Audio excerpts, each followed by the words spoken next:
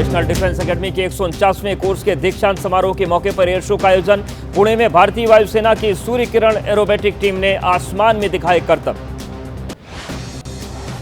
दिल्ली के करोल बाग इलाके में चला प्रशासन का बुलडोजर। झंडे वालान मंदिर के पास अवैध निर्माण को हटाया गया। कार्रवाई के खिलाफ भड़के लोग। बिहार में आज भी बुलडोजर एक्शन जारी। पटना के बोरिंग रोड में हटाया गया अतिक्रमण। दूसरे जिलों में भी अभियान जारी। गया में भी केपी रोड से हटाया गया अवैध कब्जा। अतिक्रमण की वजह से गाड़ियों की आवाजाही में होती थी दिक्कतें। राजस्थान के अजमेर में सालाना उर्स से पहले दरगाह के आसपास चला प्रशासन का बुलडोजर। सरकारी जमीन से अवैध कब्जे को हटाया गया। श्रीनगर के बेमिना में जेवीसी हॉस्पिटल के ओबीडी बिल्डिंग के कई कमरों में लगी आग। हॉस्पिटल में सभी मरीज सुरक्षित। आग पर काबू पाया गया। हैदराबाद के पेट वजीराबाद में टायर दुकान में लगी भीषण आग। धू धू कर जले सैकड़ों टायर। अनुमान के मुताबिक 2 करोड़ का नुकसान हुआ है। यूपी के नोएडा सेक्टर 76 में चलती कार में लगी भीषण आग। गाड़ी सवार लोगों ने कूदकर अपनी जान बचाई। मध्य प्रदेश के नरसिंहपुर में गाडरवारा एनटीपीसी प्लांट में हादसा। फ्लाई ऐश डस्ट का पहाड़ अचानक फिसलने से ट्रक ड्राइवर की दबकर मौत। दिल्ली के शादरा में 27 साल के युवक की गोली मारकर हत्या। हत्या के बाद हमलावर ने 2 राउंड फायरिंग की। सुराग तलाशने में जुटी है पुलिस। मध्य प्रदेश के रतलाम में एक नामचीन प्राइवेट स्कूल में दर्दनाक हादसा। 8वीं क्लास में पढ़ने वाले छात्र ने तीसरी मंजिल से छलांग लगाई। अस्पताल में इलाज जारी।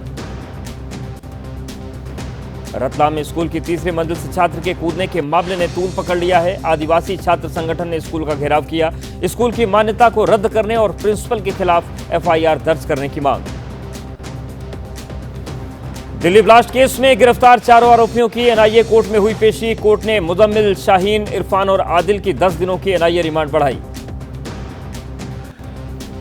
दिल्ली ब्लास्ट मामले में एनआईए की जांच में चौंकाने वाला खुलासा। अल फलाह के एडमिन ब्लॉक में बने शाहीन के लॉकर से मिले 18 लाख कैश। इसी साल 25 सितंबर को कैश में खरीदी थी Brezza car. Delhi blast case में एनआईए ने अब तक अल फलाह मेडिकल कॉलेज के 30 डॉक्टर्स के बयान दर्ज किए हैं। सभी से आतंकी उमर के बारे में सवाल जवाब किए गए। मददगारों की तलाश में जुटी एनआईए। जम्मू कश्मीर में आतंकी साजिश नाकाम। अवंतीपोरा पुलिस ने त्राल से 300 ग्राम आरडीएस समेत विस्फोटक सामग्री बरामद की। एक गिरफ्तार। गैंगस्टर लॉरेंस बिश्नोई के भाई अनमोल की एनआईए हिरासत 7 दिन बढ़ाई गई। 5 दिसंबर तक बढ़ी अवधि। खतरे की आशंका के चलते एनआईए हेडक्वार्टर में सुनवाई हुई। ग्रेटर नोएडा में अवैध हथियारों की तस्करी करने वाले गैंग का भंडाफोड़। 5 आरोपी गिरफ्तार। पिस्टल, तमंचा समेत 50,000 कैश बरामद। महाराष्ट्र की गोंदिया पुलिस को बड़ी सफलता। इनामी नक्सली विकास नागपुरे उर्फ अनंत ने अपने 10 साथियों के साथ किया आत्मसमर्पण। सरेंडर करने वाले नक्सलियों पर कुल 89 लाख रुपए का इनाम घोषित था। वाराणसी में पेंशनधारी वरिष्ठ नागरिकों ने बर्तन बजाकर सरकार की स्कीम का विरोध किया। पेंशन व्यवस्था का बदलाव का है विरोध।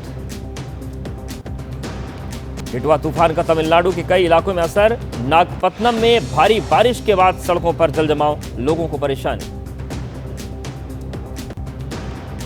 दक्षिण पश्चिम बंगाल की खाड़ी में शक्तिशाली रूप ले सकता है डिटवा तूफान। खतरे को देखते हुए तमिलनाडु के ज्यादातर इलाकों में रेड अलर्ट।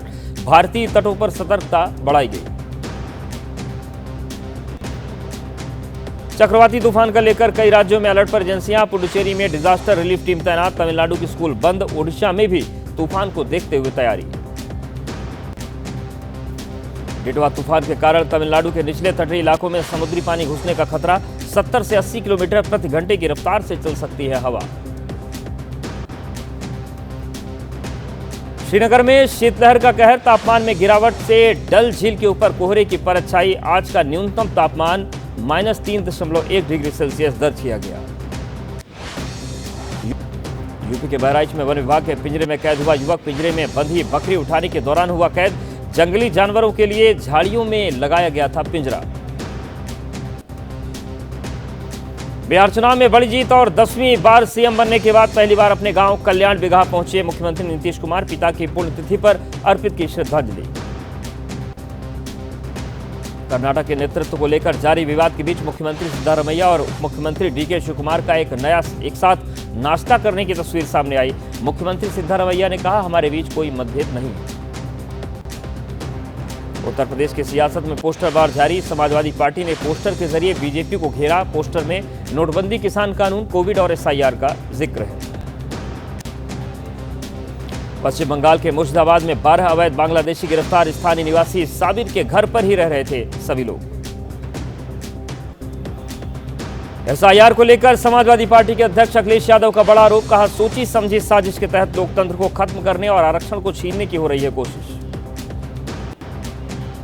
मध्य प्रदेश के जबलपुर में एसआईआर के तहत सभी बूथों के 100% मतदाताओं की गणना और डिजिटाइजेशन का काम पूरा करने पर बीएलओ स्नेहलता को दिया गया सम्मान। बतौर पुरस्कार कान्हा और बांधवगढ़ के पर्यटन स्थलों की हवाई यात्रा कराई गई। फर्रुखाबाद में काम को मिला सम्मान। एसआईआर प्रक्रिया को बेहतरीन तरीके से संपन्न कराने के बाद 48 बीएलओ सम्मानित किए गए।